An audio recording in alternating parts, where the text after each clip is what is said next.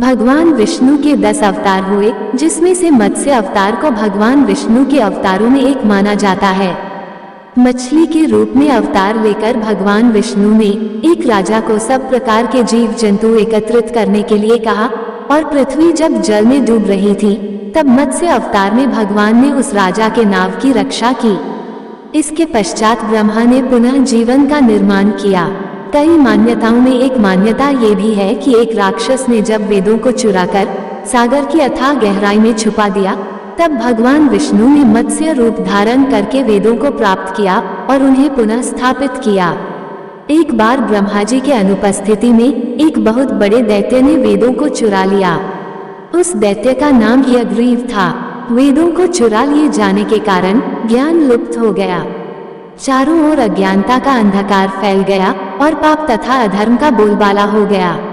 आतंक से परेशान सभी देवता भगवान विष्णु के पास गए। तब भगवान विष्णु ने धर्म की रक्षा के लिए मत्स्य रूप धारण करके यज्ञग्रीव का वध करने का विचार किया और वेदों की रक्षा करने की सोची। कालांतर पूर्व एक पुण्यात्मा राजा तप कर रहा था। राजा का नाम सत्यव्रत था। सत्यव्रत पुण्यात्मा तो था ही, बड़े उदार हृदय का भी था। प्रभात का समय था, सूर्योदय हो चुका था। सत्यव्रत प्रातःकाल नदी में स्नान कर रहा था। उसने स्नान करने के पश्चात जब सूर्य अर्पण के लिए अंजलि में जल लिया तो अंजलि में जल के साथ एक छोटी सी मछली भी आ गई। सत्यव्रत ने मछली को नदी के जल में छोड़ दिया।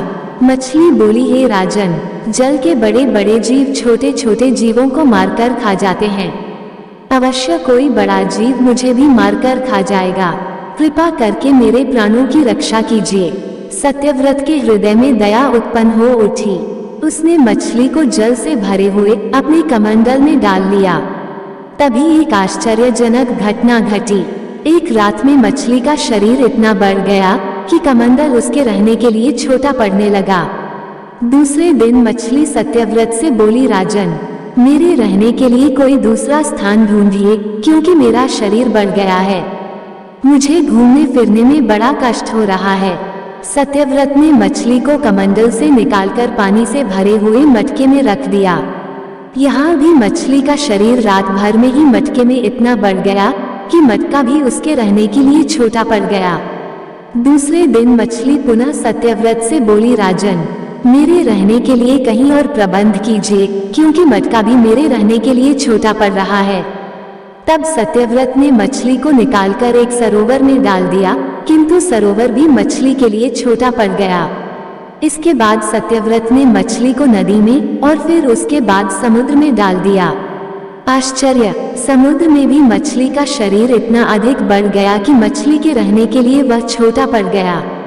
अतः मछली पुनः सत्यव्रत से बोली, राजन, ये समुद्र भी मेरे रहने के लिए उपयुक्त नहीं है। मेरे रहने की व्यवस्था कहीं और कीजिए। अब सत्यव्रत विचलित हो उठा। उसने आज तक ऐसी मछली कभी नहीं देखी थी। वह विस्मय भरे स्वर में बोला, मेरी बुद्धि को विस्मय के सागर में डुबो देने वाले आप कोई साधारण जीव हो ही नहीं सकते। कृपा करके आप अपने असली रूप को बताएं कि आप कौन हैं। मत्स्य रूपधारी श्रीहरि ने उत्तर दिया, हे राजन, यज्ञग्रीव नामक दैत्य ने वेदों को चुरा लिया है। जगत में चारों ओर अज्ञान और अधर्म का अंधकार फैला हुआ है। मैंने यज्ञग्रीव को मारने के लिए ही मत्स्य का रूप धारण किया है। फिर विष्णु जी ने राजन से कहा कि आज से 7वें दिन पृथ्वी प्रलय के चक्र में समा जाएगी। समुद्र उमड़ उठेगा, भयानक वृष्टि होगी, सारी पृथ्वी पानी में डूब जाएगी। जल के अतिरिक्त कहीं कुछ भी दृष्टिगोचर नहीं होगा। तब आपके पास एक नाव पहुंचेगी। आप सभी अनाजों और औषधियों के बीजों को लेकर सप्त ऋषियों के साथ नाव पर बैठ जाएगा। मैं उसी समय आपको पुनः दिखाई पड़ूंगा और आपको आत्मतत्व का ज्ञान प्रदान करूंगा। सत्यव्रत उसी दिन से हरि का स्मरण करते हुए प्रलय की प्रतीक्षा करने लगे। 7वें दिन प्रलय का दृश्य उपस्थित हो उठा। समुद्र भी उमड़कर अपनी सीमाओं से बाहर बहने लगा।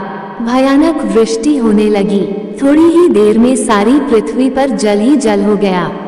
संपूर्ण पृथ्वी जल में समा गई। उसी समय एक नाव दिखाई पड़ी। सत्यव्रत सप्त ऋषियों के साथ उस नाव पर बैठ गए। उन्होंने नाव के ऊपर संपूर्ण अनाजों और औषधियों के बीज भी भर लिए। नाव प्रलय के सागर में तैरने लगी। प्रलय के उस सागर में उस नाव के अतिरिक्त कहीं भी कुछ भी नहीं दिखाई दे रहा था। सहसा मत्स्य रूपी भगवान प्रलय के सागर में दिखाई पड़े। सत्यव्रत और सप्त ऋषिगण मत्स्य रूपी भगवान की प्रार्थना करने लगे। भगवान से आत्मज्ञान पाकर सत्यव्रत का जीवन धन्य हो उठा। वे जीते जी ही जीवन मुक्त हो गए। प्रलय का प्रकोप शांत होने पर मत्स्य रूपी भगवान ने यज्ञग्रीव को मारकर उससे वेद को छीन लिए। भगवान ने ब्रह्मा जी को पुनः वेद दे दिए। इस प्रकार भगवान ने मत्स्य रूप धारण करके वेदों का उद्धार तो किया ही, साथ ही संसार के प्राणियों का भी कल्याण किया।